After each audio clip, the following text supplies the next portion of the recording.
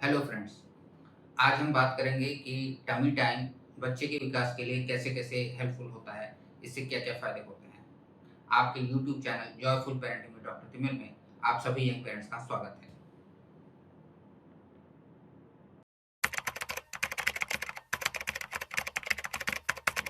तो दोस्तों आज हम बात करने वाले हैं कि टमी टाइम से बच्चे के विकास में क्या कहाँ-कहाँ हमें मदद मिलती है, कैसे बच्चे का विकास थोड़ा बेहतर हो पाता है।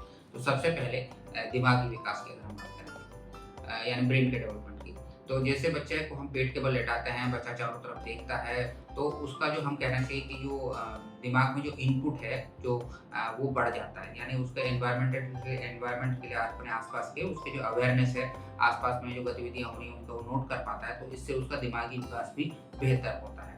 तो that is the first benefit कि the development of the brain, that is the first benefit of tummy time. दूसरा फ़ायदा कि हम अक्सर मदर्स का कंप्लेंट रहता है कि बच्चे का सिर जो है एक तरफ से चपटा हो गया है, उतना गोल नहीं है। तो जब हम बार-बार टमी टाइम कराते हैं तो चूँकि बच्चे का सिर का पोज़ीशन चेंज होता रहता है, तो इसलिए इसमें चपटा होने का पॉसिबिलिटी भी थोड़ा कम हो जाता है। तो बच्चे का जो सिर का शेप है, जैसे गोलाई होना चाहिए वैसे ही बनता है। तो ये एक दूसरा फ़ायदा है टमी टाइम कराने का। तीसरा फ़ायदा आँखों में, नज़र में। तो इसमें जब हम टमी टाइम कराते हैं तो बच्चे के नज़र का विकास यानी विज़ुअल डेवलपमेंट बेटर हो पाती है। बच्चा का डेप्थ परसेप्शन यानी कौन-सी चीज़ कितनी दूरी पर है उसको वो बेटर एप्रिशिएट कर पाता है।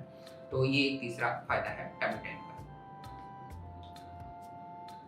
चौथा फ़ायदा, जब बच्चा पेट के बल होता है और जाग रहा होता है तो अपने हाथों को मूव करता है, सामने लाता है, अपने शरीर को उठाने की कोशिश करता है, इस तरह की तमाम हरकतें वो करता है, जिससे कि उसके हाथों की जो ताकत है, जो उसका जो स्ट्रेंथ है वो बढ़ता है और जब वो पेट के बल आगे बढ़ने के लिए तैयार होता है तो उसके हाथ उस चीज़ को पूरा सपोर्ट करते हैं। तो हाथों में ताकत के लिए, उसके स्ट्रेंथ के लिए भी टमी टाइम बहुत हेल्प करता है।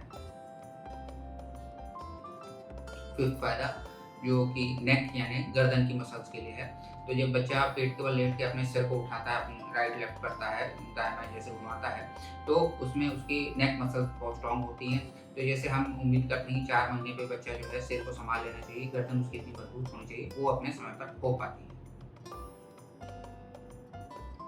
नेक्स्ट कि पीठ के मसल्स की भी स्ट्रेंथ बढ़ती है यानी बैक मसल स्ट्रॉन्ग होते हैं।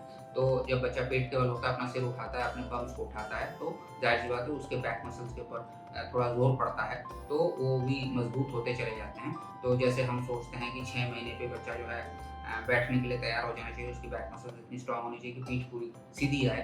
तो ये सब भी डेवलपमेंट अपने टाइम पे हो पाता है, अगर हम टमी टाइम कराते हैं तो, क्योंकि उसकी बैक मसल्स भी कंटीन्यूअसली स्टिमुलेट होती हैं, स्ट्रॉन्ग होती चली जाती हैं।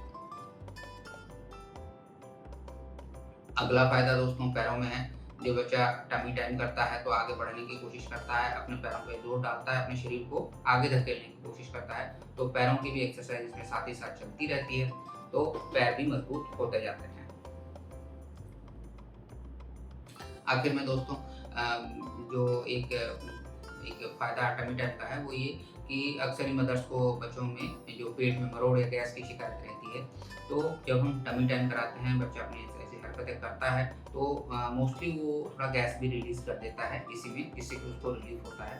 तो जो बच्चे टमी टाइम करते हैं उनमें पेट में मरोड़ या कॉलिक्स की भी संभावना थोड़ी-सी कम रहती है, वो बच्चे ज़्यादा कंफर्टेबल भी रहते हैं।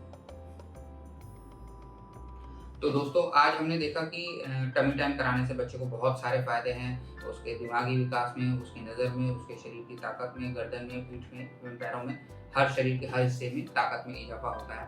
तो टमी टाइम एक अच्छा प्रैक्टिस है और मेरे हिसाब से हर पेरेंट्स को इसे अपनाना चाहिए। इससे बहुत फ़ायदे होंगे बच्चे के विकास में।